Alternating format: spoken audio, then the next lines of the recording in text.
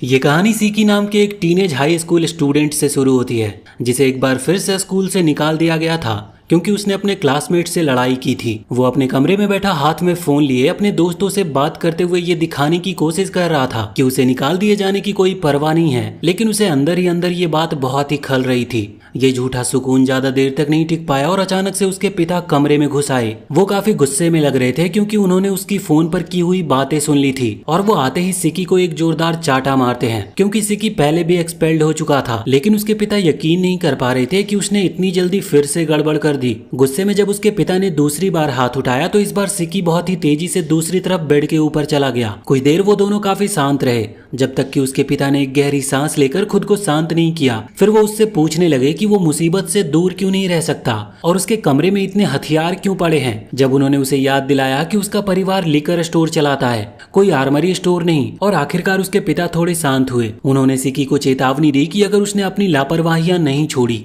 तो उसका फ्यूचर बर्बाद हो जाएगा। लेकिन सिकी ने सुनने के बजाय गुस्से में उल्टा जवाब दिया और उसने कुछ ऐसे शब्द कह दिए जो वो कभी वापस नहीं ले सकता था। उसने कहा कि उसे खुशी है कि उनका खून का रिश्ता नहीं है क्योंकि वो कभी अपने पिता जैसा नहीं बनना चाहेगा। ये कहने के बाद सिकी को भी पछतावा हुआ। उसके पिता का चेहरा वहीं पर उतर गया और उनकी आंखों में दर्द साफ झलक रहा था। इससे पहले कि कोई कुछ कह पाता नीचे लिकर स्टोर का फोन जोर से बज उठा। उसके पिता पीछे मुड़े और फोन उठाने चले गए। दूसरी ओर एक कस्टमर था जिसने यूजुअली बहुत बड़ा ऑर्डर दिया था और क्योंकि दुकान का काम अक्सर बहुत ही लो रहता है तो वो बड़े खुशी से ये ऑर्डर लेने को तैयार हो गए। जल्दी जल्दी सामान समेटकर वो अपनी कार में बैठकर डिलीवरी के लिए निकल पड़े। ऊपर से देखकर सिकी को बहुत पछतावा हो रहा था कि उसने ऐसे शब्द अपने पिता को कह दिए, लेकिन वो अभी और कुछ सोच पाता इससे पहले बाहर से जोरदार क्रैश की आवाज आई। उसका कमरा हिल उठा और एक अजीब सी शक्ति ने उसे घेर लिया। अचानक एक काली धुंध प्रकट हुई और रस्सी की तरह उसके शरीर को कसकर लपेटते हुए उसे घर से बाहर खींच लाई। उस धुएं के अंदर से एक मिस्टीरियस आदमी निकला। उसकी पैनी नजरें सिकी पर पड़ गई थी जैसे वो लंबे समय से उसे खोज रहा हो। और यहाँ पर सिकी कुछ समझ पाता उससे पहले ही एक कार सड़क से आई और उस आदमी को जोर से टक्कर मारकर दीवार से दे मारी और वो शख्स बेहोश होकर वहीं पर गिर पड़ा। और ड्राइवर की सीट का दरवाजा खुला तो वो देखा कि वो उसके पिता थे। उन्होंने चिल्लाकर कहा कि सिकी तुरंत कार में बैठ जाए। बिना देर किए सिकी पैसेंजर सीट में कूद गया, लेकिन उस समय उसके मन में कई सवाल उठ रहे थे। वो आदमी कौन था और उसने हमला क्यों किया, और सबसे ज्यादा उसके पिता इतनी आसानी से किसी को कार से कुचल कैसे सकते हैं जैसे ये कोई नॉर्मल बात हो। उसके पिता ने उसे बताया कि उस आदमी का नाम समाडेर है और ऐसा आदमी कभी नॉर्मल कार क्रैश से मर नहीं सकता। सिकी सब कुछ समझने की कोशिश कर रहा था लेकिन कुछ भी साफ नहीं था जब तक कि उसके पिता ने आखिरकार सच्चाई बताई। उन्होंने बताया कि उनके परिवार में ओनी का खून है और समाडेर मैमो ब्लड लाइन से ताल्लुक रखता है और इसी प्राचीन दुश्मनी के कारण समाडेर सिकी को मारने के लिए उसके पीछे पड़ा है। सिकी बहुत हैरान हो गया था लेकिन सवाल पूछने का यहाँ पर समय नहीं था। वो काली धुंध फिर लौट आई। सड़क पर फैलकर उनकी कार को वो घेरने लगी थी और धुंध के कारण वहीं पर उनकी कार भी बंद हो गई। मजबूरी में सिकी के पिता ने पास की एक छोड़ी हुई फैक्ट्री की ओर कार मोड़ी और कार रुकने से पहले दोनों नीचे उतर गए। सिकी ने पीछे मुड़कर देखा तो धुंध ने पूरी कार निगल ली थी। फिर एक जबरदस्त ब्लास्ट के साथ वो आग के गोले में फट गई। इससे पहले कि सिकी कुछ पूछ पाता समाडेर फिर हमला कर बैठा। काली धुंध मकड़ी के जाल जैसी फैली और सिकी को फैक्ट्री के भीतर खींच लाई और वो हवा में लटका दिया गया। सिकी ने चिल्लाकर पूछा कि ये सब क्या हो रहा है तो समाडेर ने यहाँ पर कहा कि ऊनी ब्लड वाले इंसान सिर्फ कीड़े होते हैं और कीड़ों को खत्म करना बहुत जरूरी है, और वो उसे मारने ही वाला था। लेकिन तभी सिकी के पिता फैक्ट्री में आ धमके। उन्होंने सच्चाई उजागर की कि ओनी और मैमो की कथाएं असली थी। उनका संघर्ष हजारों साल पुराना था और पीढ़ी दर पीढ़ी मैमो डिसेंडेंट्स ने अपनी जिंदगी ओनी को मिटाने में समर्पित की थी। और इसी मिशन से मैमो टेरो एजेंसी का जन्म हुआ था जिसका समाडेर एक मेंबर था। लेकिन सिकी के पिता कोई नॉर्मल इंसान नहीं थे, वो भी कभी इसी एजेंसी का हिस्सा रहे थे। उनका असली नाम था सुयोशी मामेटो। उन्होंने एक समय समाडेर के साथ कंधे से कंधा मिलाकर लड़ाई की थी, लेकिन सिकी को शांति से पालने के लिए उन्होंने वो जिंदगी छोड़ दी थी। समाडेर ने ताना मारा कि सुयोशी ओनी के खतरे को कैसे भूल सकते हैं, लेकिन सुयोशी का मकसद साफ था, किसी भी कीमत पर अपने बेटे की रक्षा करने का। दोनों ने धुंध से बनी तलवारें निकाल ली और आपस में भिड़ गए। समाडेर यहाँ पर तेजी से हमला कर रहा था लेकिन सुयोशी हर वार का जवाब दे रहा था। कुछ देर तक तो योशी डटा रहा लेकिन फिर समाडेर को मौका मिल गया और उसने एक बार में ही योशी की छाती चीर दी। उसके शरीर से खून फूट पड़ा और योशी जमीन पर गिर पड़ा। सिकी ये देखकर चिल्लाया और उसका दिल दहल गया था। समाडेर अब उसकी ओर बढ़ा उसे खत्म करने के लिए, लेकिन उसी पल मरते हुए योशी ने अपनी आखिरी ताकत से समाडेर की टांग पकड़ ली और अपनी टूटी फूटी सांसों में उन्होंने कहा कि पिता को अपने बच्चों की रक्षा करने के लिए किसी वजह की जरूरत नहीं होती। सिकी के अंदर ओनी ब्लड है और वो परफेक्ट नहीं है, लेकिन उसने कभी किसी को नुकसान नहीं पहुंचाया। लेकिन सेमेडेर उसे सही कैसे ठहरा सकता था? ये शब्द उसके दिल में चुभ गए, लेकिन उसने खुद को रोका नहीं। उसकी तलवार फिर से उठी, लेकिन यहाँ पर सिकी के दिल का गुस्सा अब फूट पड़ा। नफरत ने उसे निगल लिया था और उसके शरीर से खून बहने लगा और वो मरोड़ खाकर अजीब आकार लेने लगा। और फिर अचानक सिकी कहीं गायब हो गया और अगले ही पल सेमेडेर के पास से गन्स लोड होने की आवाज आई। और यहाँ पर हैरान होकर सेमेडेर उछलकर पीछे हटा, तभी गोलियों की बौछार हुई और ऊपर देखा सिकी छत से चिपका हुआ था जैसे कोई शिकारी हो। उसने अपनी ओनी पावर्स को एक्टिवेट कर ली थी, अपने खून को कंट्रोल करते हुए। ये देखकर सेमेडेर का कॉन्फिडेंस थोड़ा डगमगाया। ये कोई साधारण ओनी अवेकनिंग नहीं थी, ये बहुत ही क्रूअल, बेकाबू और बहुत ही खतरनाक थी। सिकी ने ब्लड से बने प्रोजेक्टाइल बरसाए। सेमेडेर पीछे हटने को मजबूर हुआ, लेकिन सिकी रुका नहीं। वो धुएं को चीरते हुए आया और एक जोरदार किक मारी जिससे सेमेडेर मलबे में जा गिरा। फिर अपने गन से सिकी ने गोलियों की बरसात कर दी जिससे पूरी फैक्ट्री की दीवारें ढहने लगी, लेकिन फिर भी सेमेडेर बच गया था। धूल के थमते ही सिकी अचानक गिर पड़ा और उसका शरीर नॉर्मल हो गया। घबराया और डरा हुआ वो अपने खून से लथपथ शरीर को देख रहा था। उसे कुछ भी याद नहीं आ रहा था। सेमेडेर ने मौका देखा और उसने तलवार उठाई और हमला किया और कसम खाई कि हर एक ओनी को मरना ही होगा। सिकी ने अपनी आंखें बंद कर ली, अपनी मौत को स्वीकारते हुए।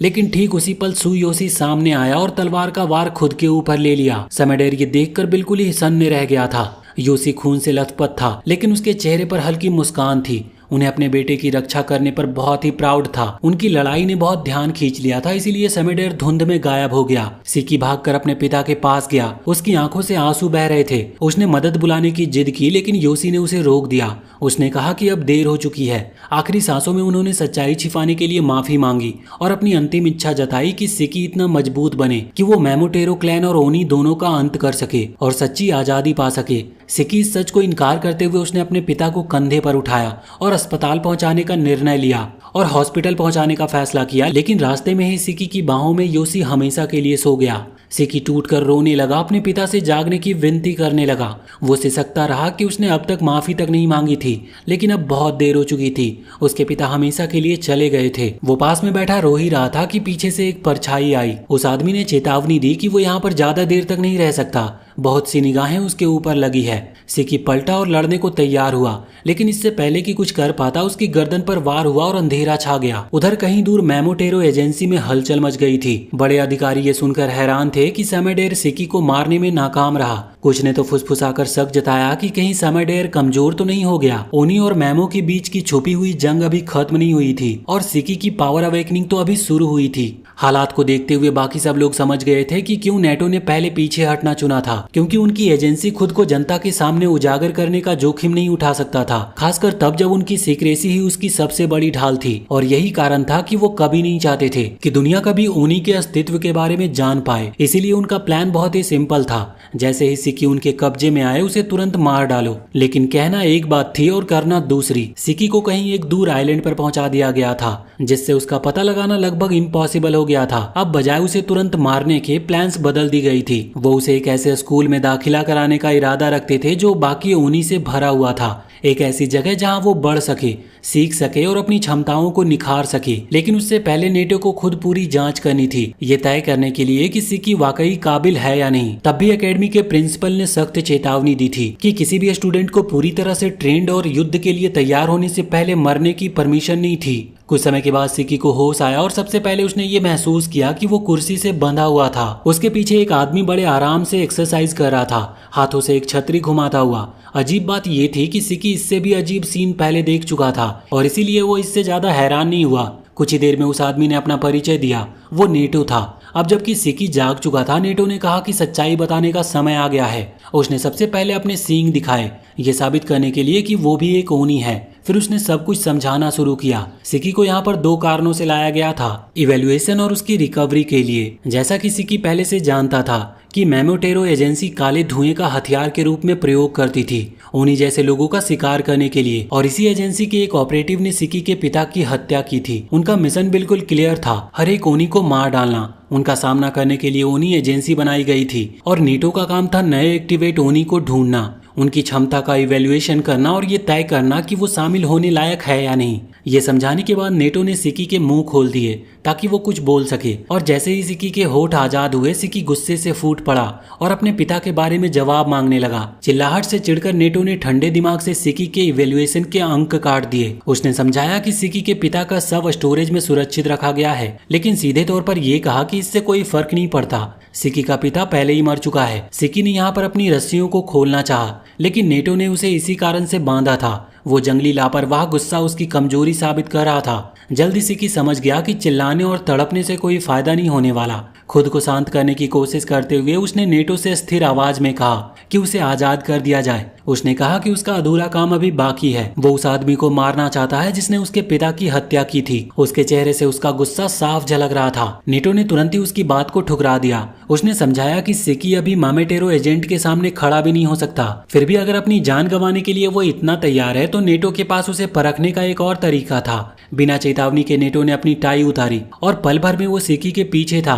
और उसने उस कपड़े को उसकी गर्दन में कस दिया। उसका ये टेस्ट बिल्कुल सिंपल था कि उसके बंधन से भाग निकलो या मारे जाओ, और किसी भी रिजल्ट से नेटो को कोई आपत्ति नहीं थी। सिकी ने किसी अजनबी को अपनी किस्मत तय करने से इनकार कर दिया। उसने अपनी पूरी ताकत से तड़पना और संघर्ष करना शुरू किया। उसकी आंखों में खून उतर आया और शरीर रस्सियों से छटपटाता रहा, लेकिन जितनी भी ताकत उसने लगाई वो काफी नहीं थी और आखिरकार वो थककर बेहोशी में चला गया और नेटो उसे पूरी तरह से खत्म करने ही वाला था। और जैसे ही सिकी बेहोश हुआ उसकी पावर एक्टिवेट होने लगी। उसके नीचे से खून बहने लगा और वो मरोड़ खाता हुआ बाहर निकला और नुकीले कांटों में बदल गया। नेटो को पीछे हटना पड़ा। जब उसका ध्यान भटका तो सिकी की पावर्स और भी भड़क उठी। उसने खून से बना एक बड़ा मशीन गन बुलाया और सीधे नेटो पर निशाना साधा और उसने ट्रिगर दबाकर तबाही की बौछार कर दी। लेकिन जैसे ही धुआं छटा नेटो बिल्कुल बेअसर खड़ा था। उसकी रक्षा उसकी छतरी ने की थी और ये साफ था कि सिकी को अपनी पावर्स पर कोई कंट्रोल नहीं था और उसकी एबिलिटी केवल तभी एक्टिवेट होती थी जब वो अपने आप से कंट्रोल खो देता था। फिर भी नेटो ने इसे सबक सिखाने का सही मौका माना। उसने सावधानी से सिकी को काबू में कर लिया और वो भी बिना उसे मारे। जब सिकी को फिर होश आया तो उसने देखा कि उसके हाथ खून से लथपथ थे। कमरा चारों ओर से लाल हो चुका था और नेटो उसके ऊपर खड़ा था और नेटो उसकी पावर को देखकर बिल्कुल भी हैरान नहीं था, क्योंकि हर एक ओनी की यही एबिलिटी होती थी। जब वो बरसर्क हो जाते थे तो सारी ये कंट्रोल को अपने आप से खो देते थे और तब तक बहुत ही गुस्से में रहते थे जब तक सब कुछ नष्ट न हो जाए। सिकी इसे समझ नहीं पा रहा था और नेटो को शक होने लगा कि शायद ये लड़का सचमुच में मूर्ख है। साफ साफ बताने के लिए नेटो ने उससे कहा कि वो एक ऐसा जानवर था जिसे अपने खून पर काबू नहीं था और इसी कारण से वो अनफिट घोषित किया जाता है। गुस्सा सिकी के अंदर बहुत फूट पड़ा, लेकिन वो इस सच्चाई से इनकार नहीं कर सकता था। नेटो एक बिल्कुल अलग स्तर पर था। चाहे वो कितना भी नफरत करे वो इस आदमी को नहीं हरा सकता था। लेकिन इससे उसे ये भी पता चला कि अगर उसे वाकई बदला लेना है और अगर सचमुच उसे मामेटेरो एजेंसी को गिराना है तो वो अकेले ऐसा नहीं कर सकता। उसे नेटो की ताकत चाहिए होगी। सिकी ने नेटो के आगे अपना सर झुका लिया और वो उसका शिष्य बनने की रिक्वेस्ट की, लेकिन नेटो ने उसे साफ मना कर दिया। बिना सोचे समझे युद्ध में कूदना आत्महत्या थी और सिकी जैसा इंसान जो अपने आप पे कंट्रोल खो देता है और बरसर्क हो जाता है वो लंबे समय तक टिक नहीं सकता। वो अपने खून तक को संभाल नहीं पा रहा था और सबसे बुरी बात नेटो उसे पूरी तरह मूर्ख मानता था और ऐसे किसी को ट्रेनिंग करने का कोई मतलब नहीं था। ये तय करके नेटो ने उसे वहीं पर मारने की तैयारी की। सिकी बहुत हैरान हो गया, लेकिन वो समझ गया कि नेटो मजाक नहीं कर रहा। उसकी जान सचमुच दांव पर लगी थी। ये सारी सिचुएशन उसे वहां से भागने पर मजबूर करती है, लेकिन नेटो ने अपने खून की छतरी बुलाकर वार किया और वहां से भागना लगभग असंभव था। लेकिन सिकी ने सीधा उस पर हमला करने का फैसला किया। नेटो को यह बिल्कुल एक पागलपन लगा और उससे सीधे भिड़ने से सिकी के जीत की कोई संभावना नहीं थी। उसने कांटों की दीवार खड़ी की और हर संभावित चाल का हिसाब लगाया। साइड से हमला करके ऊपर से छलांग और पीछे हटना, कोई भी कामयाब नहीं होता। अनुमान के मुताबिक सिकी ने छलांग लगाई, लेकिन तभी नेटो की आंखें फैल गई।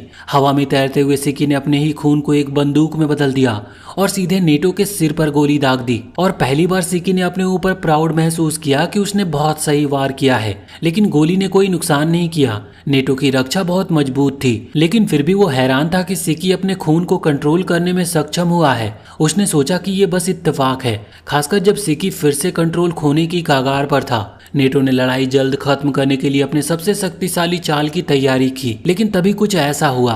सिकी ने खुद को दोबारा कंट्रोल में कर लिया। ये देखकर नेटो काफी हैरान था।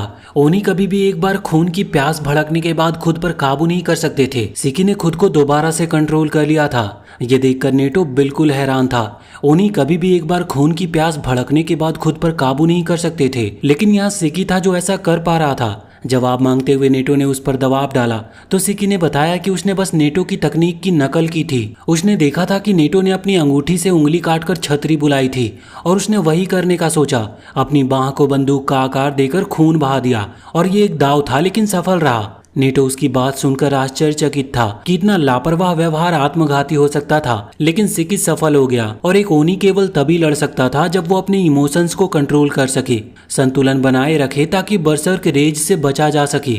लेकिन सिकी अलग था। उसने अपनी इमोशंस को दबाया नहीं, उसने उन्हें हराया है। अपने बरसर्क मोड को ही कंट्रोल में कर लिया उसने। ये बहुत ही इनएक्सपीरियंस था और बहुत ही खतरनाक भी, लेकिन ये बहुत ही पावरफुल थी। सिकी ने यहाँ पर अपना अल्टीमेट टारगेट बताया कि इतना मजबूत बनना कि वो उस आदमी को मार सके जिसने उसके पिता की हत्या की थी।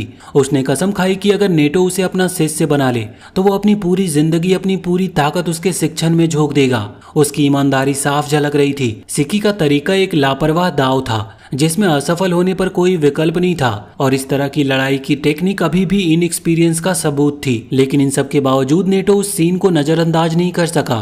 सिकी इनएक्सपीरियंस था और अभी तक पूरी तरह से कंट्रोल में भी नहीं था, लेकिन आगे वो और भी बेहतर होने की उसमें पूरी संभावना थी। आखिरकार नेटो ने उसे मारने का फैसला बदल दिया। उसने सिकी की जान बख्श दी और थोड़ी देर बाद उसे अपना शिष्य स्वीकार कर लिया। उसने ये नहीं बताया कि उसका मन क्यों बदला, बस इतना कहा कि अब उसे सिकी में क्षमता नजर आ रही है। और नेटो बिल्कुल ऐसा नहीं था जो ऐसे प्रतिभाशाली व्यक्ति को जाने दे। जिस आइलैंड पर वो खड़े थे उसका नाम था ओनागाशिमा और उसके सेंटर में खड़ा था रोसेटू एकेडमी, एक ऐसा मिलिट्री स्कूल जो खास करके ओनी के लिए बनाया गया था। वहाँ सारे स्टूडेंट्स को केवल एक ही लक्ष्य के लिए ट्रेनिंग किया जाता था, मामाटेरो एजेंसी से युद्ध करने के लिए। नेटो ने खुलासा किया कि वही खुद ही उस क्लास का होमरूम टीचर था। सिकी और उसके बाकी क्लासमेट का मार्गदर्शन करने के लिए वही जिम्मेदार था। सिकी इस बात से ज्यादा हैरान था कि वो सचमुच एक आइलैंड पर था। उसकी ये फालतू बात सुनकर नेटो ने उसके मुंह पर एक मुक्का जड़ दिया, जिसने उसे डांटा कि जब जरूरी बात समझाई जा रही हो तो बेकार की बातें ना करे। और अब से सिकी को वहीं पर रहना होगा, कठोर ट्रेनिंग से गुजरनी होगी और आने वाली लड़ाइयों के लिए तैयारी करनी होगी। और सिकी भी इन सब के लिए तैयार था, क्योंकि अगर मजबूत बनने और बदला लेने के लिए यही करना पड़े तो वो सब कुछ सह लेगा। कुछ देर के बाद नेटो उसे लॉकर रूम में ले गया ताकि वो एकेडमी की ड्रेस पहन सके। यहाँ पर ड्रेस देखकर सिकी को ऐसा लगा कि उसने कभी नहीं सोचा था कि स्कूल से निकाले जाने के बाद वो फिर से स्कूल की ड्रेस पहनेगा। नेटो ने याद दिलाया कि भले ही बाकी छात्र उसकी क्लास में हों, सिकी सबसे कमजोर था। उसने वार्निंग दी कि ऐसी लड़ाई ना छेड़े जिसे वो जीत ही नहीं सके। सिकी ने फिर से एक बार अपने पिता के बारे में पूछा। नेटो ने सीधे कहा कि उनकी लाश मॉर्ग में रखी है। ये सिकी का फैसला होगा कि वो अंतिम संस्कार कैसे और कब करेगा। पिता की मौत की याद ने उसका मूड तुरंत खराब कर दिया, लेकिन नेटो ने उसे पछतावे में डूबने से मना किया। उसने कहा कि उस दर्द को ताकत में बदलो ताकि दोबारा कभी ऐसा ना झेलना पड़े। इसके साथ ही नेटो आगे स्केट्स करता हुआ निकल गया और कहा कि सिकी के पास क्लास पहुंचने के लिए केवल 15 सेकंड है। इस पर सिकी शिकायत करता हुआ उसके पीछे दौड़ा। जब वो फाइनली क्लास के दरवाजे तक पहुंचे तो सिकी वहीं पर रुक गया और सोचा कि सबसे प्रभावशाली तरीके से एंटर कैसे करे। नेटो को उसकी ऐसे ड्रामा करने की कोई सहनशीलता नहीं थी। उसने सिकी को लात मारकर दरवाजे के भीतर फेंक दिया, जिससे वो मुंह के बल जाकर गिरा। अब नाक से खून बहता हुआ सिकी ने तुरंत अपने सबसे नजदीकी क्लासमेट से रुमाल मांगा। जवाब मिला जिन से, जिसने कहा कि चुप रहो। यह शब्द सिकी को काफी गुस्सा दिला गए और वो तुरंत जिन के सामने जा खड़ा हुआ। क्लास में बाकी छात्र भी मौजूद थे, जिनमें मौजूद थे आकारी, कीना, गोजी, रोकीरो और होमेर, लेकिन सिकी ने उन पर कोई ध्यान नहीं दिया। उसकी नजर केवल जिन पर थी, जिससे उसका अधूरा हिसाब बाकी था। इससे पहले कि कोई कुछ कर पाता, नेटो अचानक उनके पीछे आ गया। उसके ऐसे अचानक आने से दोनों को डरा दिया। किसी ने भी उसके आने का अंदाजा नहीं लगाया था। सिकी ने बड़बड़ाते हुए कहा कि वो जिन के बगल में बैठने से इनकार करता है, लेकिन नेटो ने इस बचकानी लड़ाई को नजरअंदाज किया और उसने सीधा मुद्दे पर आते हुए कहा कि आज की गतिविधि एक साधारण टैग का खेल है। सिकी काफी चौंक गया कि वो यहाँ पर सचमुच बच्चों का खेल खेलने आया था। नेटो स्टूडेंट्स को बाहर एक बड़े से जंगल में ले गया, जिसका नाम था सिंड्रा वुड्स। वहां उसने नियम समझाए। उनके पास 1 घंटा था एकेडमी लौटने के लिए, बिना उसके हाथ लगने के। जिसे भी वो टैग कर देगा उसे तुरंत निकाल दिया जाएगा। बराबरी करने के लिए नेटो ने कसम खाई कि वो अपने खून की पावर का बिल्कुल उपयोग नहीं करेगा, लेकिन बाकी स्टूडेंट अपनी पूरी पावर का उपयोग कर सकते थे। लेकिन एक शर्त थी, अगर कोई कंट्रोल खोकर बरसर्क हो गया तो नेटो को अपनी पावर छोड़नी पड़ेगी और परिणाम उसके बहुत ही खतरनाक होंगे। जिन ने पूछा कि अगर कोई सचमुच नेटो को इस खेल में मार दे तो क्या होगा। नेटो मुस्कुराकर कहता है कि जो भी उसे हरा दे वो तुरंत ही पास कर दिया जाएगा और अपनी पसंद की किसी भी यूनिट में शामिल होने का अधिकार पालेगा। उसने उन्हें चुनौती दी कि कोशिश करो, हालांकि वादा किया कि इतनी आसानी से वो नहीं गिरेगा। इस खुलासे ने हर स्टूडेंट के दिल में आग भर दी। उनमें से अधिकांश के लिए अब ये केवल एक परीक्षा नहीं रही, ये एक मौका था, एक चुनौती जो सब कुछ दांव पर लगाने लायक थी। सिकी अब भी अंदर से बहुत ही हिचकिचाहट महसूस कर रहा था, लेकिन चाहे हिचकिचाहट हो या ना हो, उसने अपनी मुट्ठियां बंद कर ली और अपने इरादे मजबूत किए। उसने सोचा कि वो अपनी पूरी ताकत लगाएगा। जब नेटो ने पूछा कि वो तैयार है तो सिक्की ने काफी कॉन्फिडेंस से सर हिलाया। खेल शुरू होने से पहले नेटो एक आखिरी नियम बताता है। स्टूडेंट्स को जीत पक्की करने के लिए उन्हें एक रेयर ब्लू ऑर्ब्स में से एक हासिल करना भी जरूरी होगा। उसके बिना भले ही वो लक्ष्य तक पहुंच भी जाएं, उनकी जीत नहीं मानी जाएगी। वो अपने हाथ में 2 चमकते हुए गोले उठाता है, फिर उन्हें गहराई में जंगल की ओर फेंक देता है, जिनकी हल्की नीली रोशनी धीरे धीरे दूर धुंधली हो जाती है। छात्र बहुत ही हैरान हो जाते हैं। वो 7 हैं लेकिन ऑर्ब्स केवल 2 थे। उनका पहला ख्याल यही होता है कि नेटो उन्हें एक दूसरे के खिलाफ खड़ा करना चाहता है ताकि उन्हें आपस में लड़ना पड़े। उनकी बेचैनी देखकर नेटो तुरंत ही कहता है कि वो उन्हें 3 ग्रुप्स में बांटेगा। ग्रुप 1 में होंगे हमोरे, सिकी और जिन, और ग्रुप 2 में होंगे इकारी और गुजी। ग्रुप 3 में रोकीरो और कीना होंगे। लेकिन इसमें एक और बात है, ग्रुप 2 और ग्रुप 3 को एक ही ऑर्ब शेयर करना होगा। संदेश बिल्कुल साफ था, कम से कम 3 स्टूडेंट्स को तो निष्कासित होना ही पड़ेगा। नेटो एक लोहे की गेट की ओर इशारा करता है जो जंगल के भीतर खुलती है। वो कहता है कि पहले तुम लोग जाओ, मैं 15 मिनट बाद आऊंगा। और जैसे ही वो अंदर जाने ही वाले होते हैं, सिकी विरोध में अपनी आवाज उठाता है। वो जिन के साथ ग्रुप में रहने से इनकार कर दिया था। वो कहता है कि वो उसके साथ कभी टीम नहीं बनाएगा। नेटो का जवाब बिल्कुल कठोर था, अगर वो शर्तें स्वीकार नहीं कर सकता तो तुरंत निष्कासित कर दिया जाएगा। यहाँ पर टेंशन कम करने की कोशिश में हमोरे शर्माते हुए सिकी से अपना परिचय कराती है। वो झुककर कहती है कि वो उसके रास्ते में नहीं आएगी। पहली बार सिकी, जो हमेशा लोगों को दूर धकेलता रहा, पूरी तरह से निरस्त महसूस करता है। उसने अपनी पूरी जिंदगी दूसरों को अपने से दूर रखा, लेकिन यहाँ उसके सामने एक लड़की खड़ी है। काफी सालों के बाद उसके दिल में कोई हलचल होती है। वो मन ही मन संकल्प लेता है कि वो उसकी रक्षा करेगा। शर्माते हुए हमोरे कहती है कि इतनी दूर तक जाने की जरूरत नहीं, वो बस मुसीबत से दूर रहना चाहती है। लेकिन सिकी के मन में यही ख्याल घूमता रहता है कि उसे खजाना मिल गया, एक सुंदर लड़की जो काफी दयालु भी है। वो जिन की ओर मुड़कर भी काफी शांत से अपना परिचय देती है, लेकिन जिन उस पर नजर तक नहीं डालता, जिससे उसकी आंखों में आंसू आ जाते हैं। सिकी यहाँ पर गुस्से से फट पड़ता है कि जिन ने हमोरे को रुला दिया। वो तुरंत उसे प्यारी कहकर उसका मन बहलाने की कोशिश करता है। उसकी ये अटपटी बातें असर करती है और उसका चेहरे पर मुस्कान लौटाती है। उनकी नोकझोंक इतनी बढ़ जाती है कि आखिर नेटो चिल्ला उठता है, उन्हें चुप रहने और आगे बढ़ने का ऑर्डर देता है। इसके साथ ही जिन और सिकी जंगल में दौड़ पड़ते हैं। हमोरे भी उनके पीछे पीछे थोड़ी झिझकती हुई जा रही थी। जैसे ही जिन पेड़ों के बीच दौड़ता है, नेटो के शब्द उसके दिमाग में गूंजते हैं, जो मुझे मार देगा वो तुरंत ही ग्रेजुएट होगा। जिनके लिए ये परीक्षा केवल जीवित रहने की नहीं थी, ये उसके परिवार का बदला लेने का सुनहरा मौका था। लेकिन इससे पहले कि वो कुछ सोच पाता, सिकी अचानक पीछे से एक भारी डाली लेकर उस पर हमला करता है। दोनों आमने सामने खड़े हो जाते हैं। सिकी यहाँ पर उससे मांग करता है कि जिन उसके अपमान को वापस ले। बिना विचलित हुए जिन अपना मुखौटा उतारता है और अपने मुंह पर उकेरे गए गहरे निशान दिखाता है। लेकिन सिकी जरा भी नहीं डरता। उसके लिए ये जख्म दिखाना कमजोरी की निशानी है, कोई ताकत की नहीं। जिन मुस्कुराता है। वो अपनी बाह फाड़ता है और वहां से 3 घूमते हुए खून के चेनसाव निकल आते हैं। सिकी ये देखकर काफी हैरान था। उसने कभी नहीं देखा था कि कोई अपने खून को इतनी सहजता से कंट्रोल कर सके। जिन उसे चिढ़ाते हुए कहता है कि अगर वो डरता है तो भाग जाए, लेकिन सिकी पीछे नहीं हटता। वो अपनी उंगली काटकर खून टपकाता है और अपनी पावर को जगाने की कोशिश करता है, लेकिन कुछ होता नहीं। उसकी असफलता बहुत ही शर्मनाक थी और गुस्से में वो केवल अपनी डाली लेकर उसके ऊपर हमला कर देता है। उधर हमोरे जंगल में लड़खड़ाती हुई चल रही होती है और वो पहले ही बहुत थक चुकी थी। वो गिरकर मुंह के बल मिट्टी में धंस जाती है और यहाँ पर एक पल के लिए उसे सिकी का वादा याद आता है कि वो साथ में काम करेंगे। वो आगे बढ़ती रहती है, इस बात से बिल्कुल अनजान कि उसके पास की झाड़ियों में एक रेयर ब्लू ऑर्ब हल्की रोशनी में चमक रहा है। जंगल के बाहर बाकी स्टूडेंट बेचैनी से इंतजार करते हैं, ये सोचते हुए कि अंदर कितना हाहाकार मचा होगा। अंदर सिकी और जिन की भिड़ंत तेज हो जाती है। सिकी पागलों की तरह वार करता है, लेकिन जिन उसके हर हमले से बच जाता है। खून की धारदार तलवारें लगातार सिकी पर बरसती है और सिकी किसी तरह उसके हमले से खुद को बस बचा रहा होता है। उसकी झुंझलाहट बढ़ती जा रही थी क्योंकि जिन अपने खून को इतनी सटीकता से चला सकता है जबकि वो बार बार नाकाम हो रहा था। फिर उसे एहसास होता है कि जिन के हथियार नेटो से पूरी तरह अलग थे और इससे उसे अंदाजा होता है कि पावर शायद फिक्स नहीं होती बल्कि अपनी इच्छा शक्ति से आकार लेती है।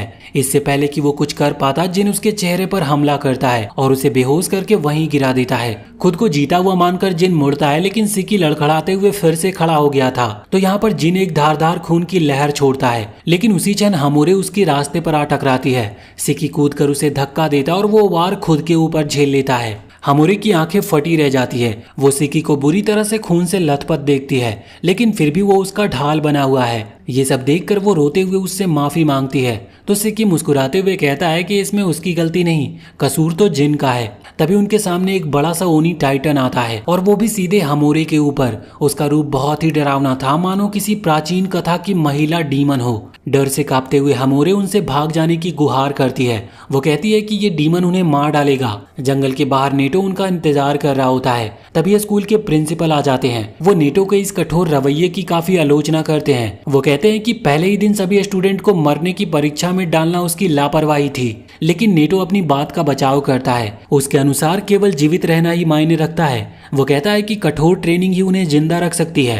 प्रिंसिपल सख्त होने के बावजूद उसकी बातों में सच्चाई पहचान लेते हैं। एक ओनी का जीवन काफी क्रूअल होता है। कई तो बहुत कम ही उम्र में मर जाते हैं या फिर शिकार बन जाते हैं या किसी प्रयोगशाला में कैद होते हैं। जंगल में जिन बहुत ही साहस के साथ ओनी टाइटन पर झपटता है लेकिन उसके चेन साव बहुत ही मुश्किल से उसके ऊपर खरोच कर पाते हैं। उसका बड़ा आकार और ताकत तुरंत जिन पर भारी पड़ती है। सिकी हमोरे से इसे रोकने की विनती करती है लेकिन वो सिर हिलाकर कहती है कि उसके पास इस डीमन पर कोई कंट्रोल नहीं। खून की कमी से वो बेहोश हो जाती है। सिकी उसकी ओर भागता है लेकिन वो हैरान हो जाता है जब देखता है कि टाइटन उसे ढाल बना रहा है। फिर वो जोरदार खून का हमला करता है। सिकी और जिन दोनों को वो पीछे फेंक देता है। कांपते हाथों से हमोरे फुसफुसाती है और टाइटन को अपनी बहन कहकर रोकने की गुहार करती है। सिकी उसे खींच कर ले जाने की कोशिश करता है लेकिन वो उसे भाग जाने को कह रही थी। सिकी यहाँ पर उसका इंतजार करता है क्योंकि वो उसे मरने के लिए नहीं छोड़ सकता था। वहीं पेड़ों के पीछे नेटो ध्यान से देख रहा होता है। उसे एहसास होता है कि ये टाइटन असल में हमोरे की अनोखी ब्लड मैनिफेस्टेशन है। वो सोचता है कि स्टूडेंट इसे कैसे हराएंगे।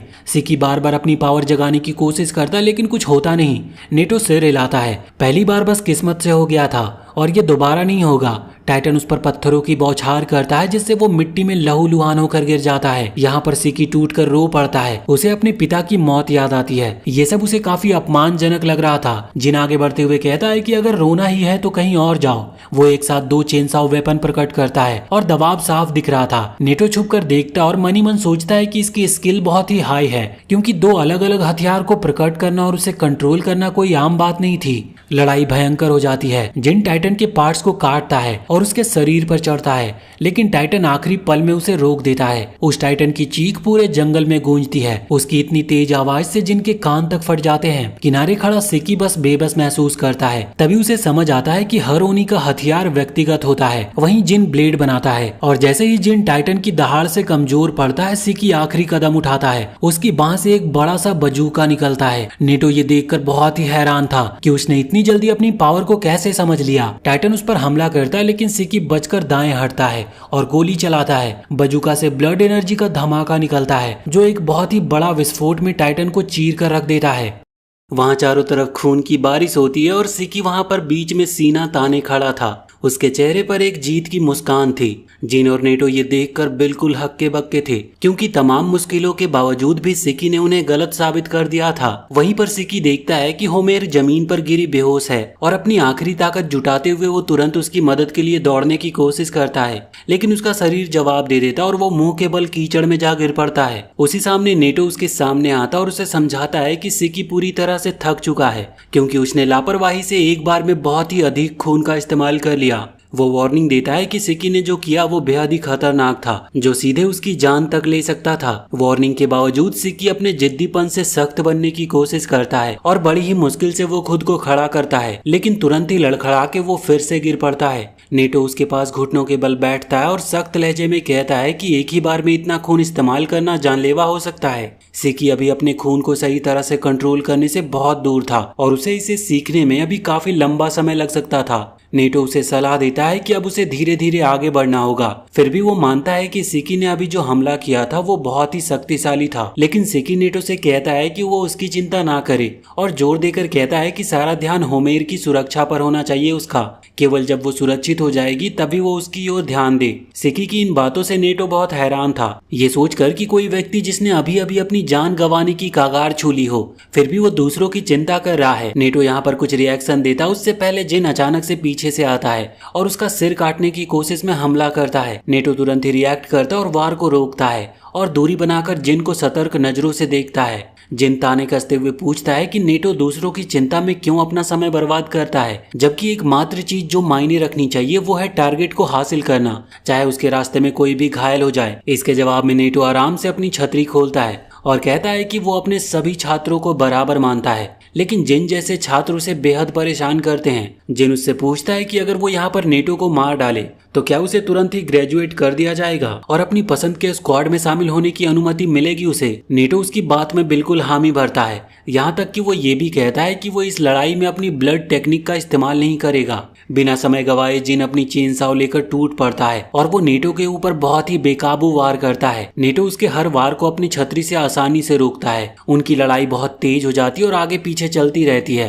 फिर दूरी बनाने के बाद जिन दोबारा हमला करने के लिए दौड़ता है, लेकिन वार लगने से ठीक पहले नेटो अपनी छतरी क्लिक करता है जिससे गाढ़ा धुआं निकलता है जो जिन को अस्थायी रूप से अंधा कर देता है। और वो ये श्योर करता है कि ये धुआं जहरीला नहीं है, लेकिन जिन यहाँ पर धोखा नहीं खाता। उसे शक होता है कि नेटो धुएं का इस्तेमाल छुपकर हमला करने के लिए कर रहा है। वो खुद को तैयार करता है कि जैसे ही नेटो पास आएगा वो उसे बीच से काट देगा, लेकिन इससे पहले कि जिन कुछ कर पाए उसका हाथ अचानक रबर की गोलियों से छलनी हो जाता है, क्योंकि नेटो को उसकी चाल का अंदाजा हो गया था। ये जानते हुए कि जिन नजदीकी लड़ाई पर बहुत ज्यादा निर्भर करता है और टाइटन के खिलाफ लड़ाई में लगी चोट का फायदा उठाकर नेटो उसे बहुत ही दर्द में डालता है और उससे दूरी बनाए रखता है। लेकिन जिन अभी भी हार मानने वाला नहीं था। वो एक बहुत ही शातिर मुस्कान के साथ अपनी नई तकनीक उजागर करता है जो थी ब्लड एक्लिप्स रिलीज का, और कई घूमते हुए ब्लेड्स हवा में फेंकता है जो नेटो की ओर उड़ते हैं। और उसकी हैरानी की बात यह होती है कि नेटो आसानी से उन्हें चकमा दे देता है, लेकिन वो ये मानता है कि जिन ने दूरी से हमला करने का जवाब देने में चालाकी दिखाई उनकी भिड़ंत और भी तेज हो जाती है। वो हवा में भी टकराने लगते हैं। जिन उसके ऊपर पीछे से वार करने की कोशिश करता है, लेकिन नेटो फिर से अपने स्मोक ग्रेनेड का इस्तेमाल करके उसे भटकाता है। धुएं के बीच उतरते हुए जिन मान लेता है कि नेटो उत्तर दिशा से हमला करेगा और वो पहले से तैयार हो जाता है, लेकिन पूरी तरह वो चौंक जाता है जब नेटो पीछे से आता और उसकी पीठ पर जबरदस्त मुक्का जड़ता है जिससे वो जमीन पर जा गिरा था। नेटो उसके पास आता और ये चेतावनी देता है कि ये मान लेना कि सामने वाला हमेशा एक ही तरीके से हमला करेगा जानलेवा गलती हो सकती है। वो ये भी बताता है कि जिन के चोटिल दाहिने हाथ पर निर्भर होना उसे आसान निशाना बना दिया। नेटो अपनी छतरी का उपयोग करके जिन को उसमें फंसा लेता है और खून का अत्यधिक इस्तेमाल करके थका हुआ जिन यहाँ से अपने आप को छुड़ाने में बिल्कुल सफल नहीं हो पा रहा था। ये देखकर सिकी बिल्कुल हैरान था। नेटो साफ कहता है कि अगर ये असली लड़ाई होती तो जिन अब तक मर चुका होता। और इसी के साथ हम इस वीडियो को यहीं पर एंड करते हैं। इसके आगे के एपिसोड्स आपको अगर देखने हैं तो हमें कमेंट सेक्शन में जरूर बताएं और बताएं कि वीडियो आपको कैसी लगी। और इसी के साथ चैनल को सब्सक्राइब करके बेल आइकन जरूर दबा लें।